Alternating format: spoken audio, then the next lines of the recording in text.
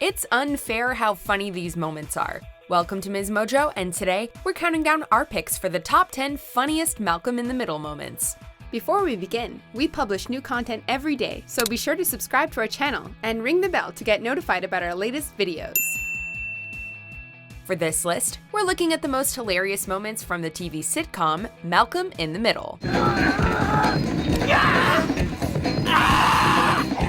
Number 10. Reese's oven panic.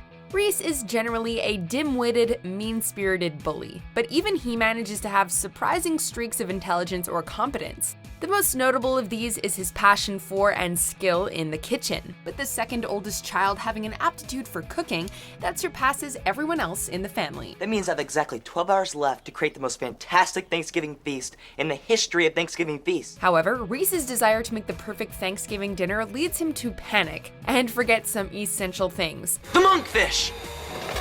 Where are the oven mitts? When it comes time to take something out of the oven at a precise time, he panics when he's unable to find the oven mitts, ultimately using his bare hands, and asking that the oven mitts be moved out of the way so he can set the hot tray down. What are you gonna do? There's only one thing I can do. Reese, no! Yes! Now leave me in space! Where? Move the oven mitts! Number 9. Jamie's birth.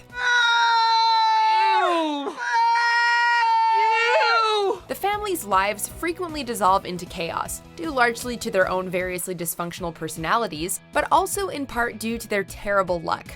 The birth of Lois's youngest and newest child is typically hectic, and sees the boys learning about babies, Hal getting into a car accident, and family friends in their yard, as Lois goes into labor at home, with the paramedics being delayed. Where are the paramedics?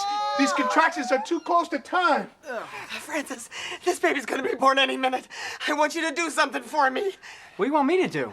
I want you to deliver the baby! The crown jewel, though, is when eldest son Francis is forced to deliver his own mother's baby, which proves rather traumatic for him. God, I can't believe I'm looking at this!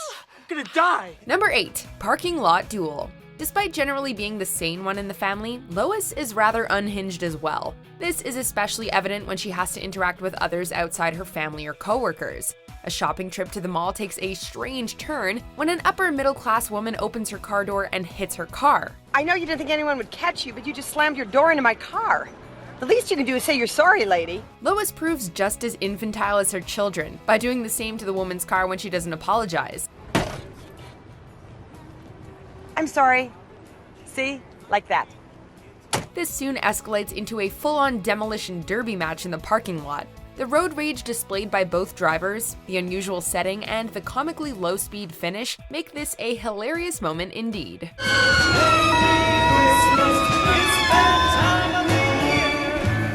I don't know what happened. I just lost control of myself. Number 7. Francis's Slingshot. Let's go through this one more time. Malcolm, what's your job? Aimer. Reese? Loader. Dewey? What do you do if you see Mom and Dad coming?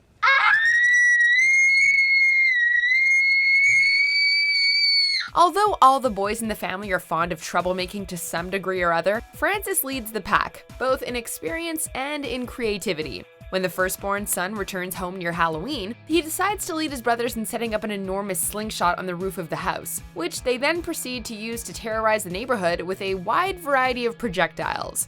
You hear something?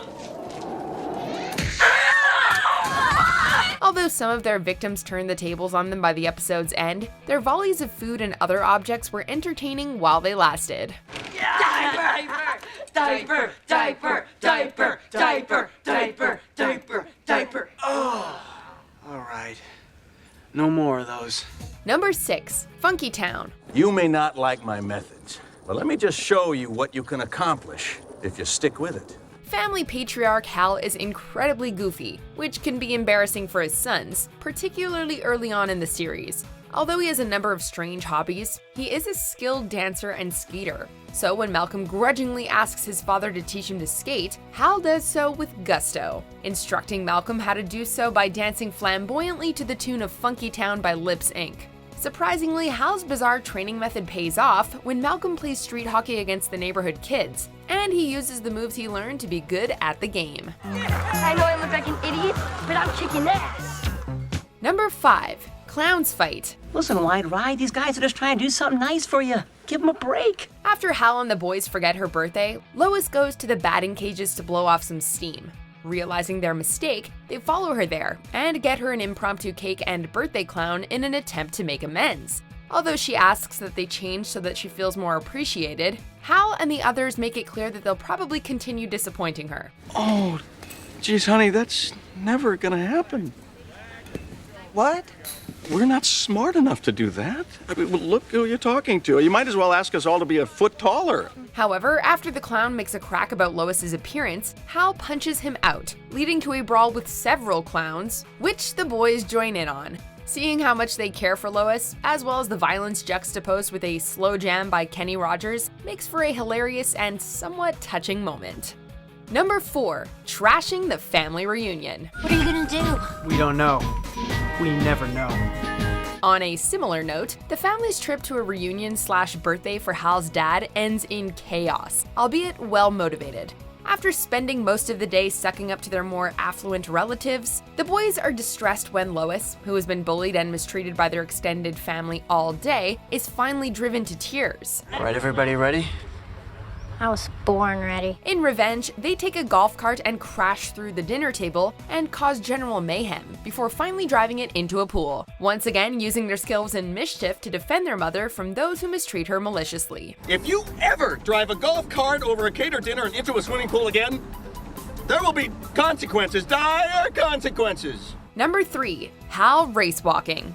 Hal's hobbies are numerous in the show, but possibly our favorite is when he gets into race/speed walking. Like everything he gets into, Hal falls head over heels in love with the sport after seeing a group of people engaging in the activity in a park, comparing them to gods. Look at that, guys! I think we got ourselves a natural!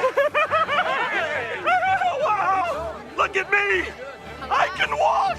Hal gradually becomes more and more obsessed, eventually getting to the point where he has absurd military fantasies about it and wears a ridiculous, fiery costume while walking. Don't worry, won't get far. However, his outlandish confrontation with a rival race walker, who's secretly a mere jogger, puts an end to Hal's career. The tape sees all, and I see the tape. You are not a race walker at all. You're nothing but a common jogger. Number 2, Hal pops his balloon children. When Hal learns that he may have a serious illness, Lois starts taking out her worry on the boys, being even harsher than usual with them. You and your brother are not to leave this room. I don't want to see you. I don't want to hear you. I don't want to so much as sense your presence. For crying out loud, Reese, there's a mirror right there! This prompts Reese and Malcolm to sneak out of the house at night and leave decoys in their beds, consisting of a balloon and a scary mask. When Hal, worried over his possible mortality, comes in, he unknowingly gives a heartfelt and emotional speech to his boys, who, besides Dewey, aren't there. God, I am so proud of all of you. You kids are the best thing I've ever done. When he goes to kiss one goodnight, he pops the balloon, prompting him to scream at the top of his lungs and waking Dewey, who sees the Halloween mask and adds his own shrieks, in a fantastic and hysterical tonal reversal. Sleep well, my little angels.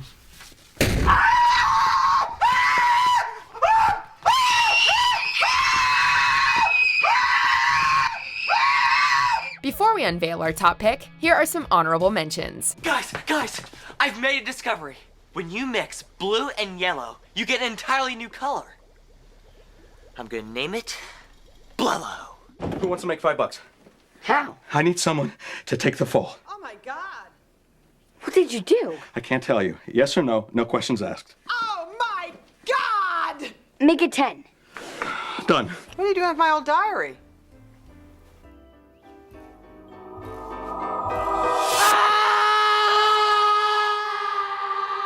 The house has never been this clean. Uh-oh. What?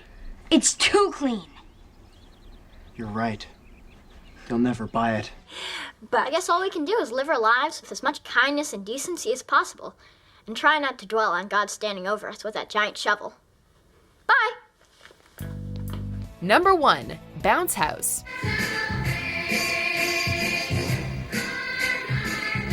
A rich friend allows Dewey to have his dream birthday party, complete with a bounce house. Meanwhile, Malcolm becomes distraught after he's dumped by his girlfriend. You know, son, this is all part of growing up. You're just gonna have to get used to it.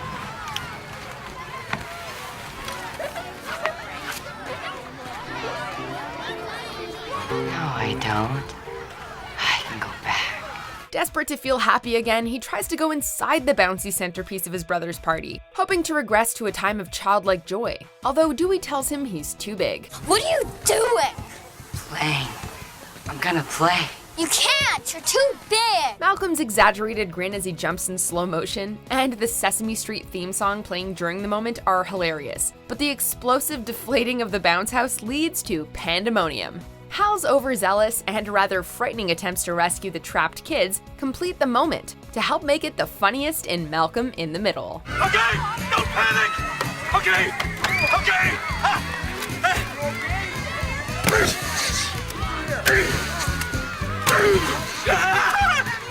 You're okay. Don't be scared.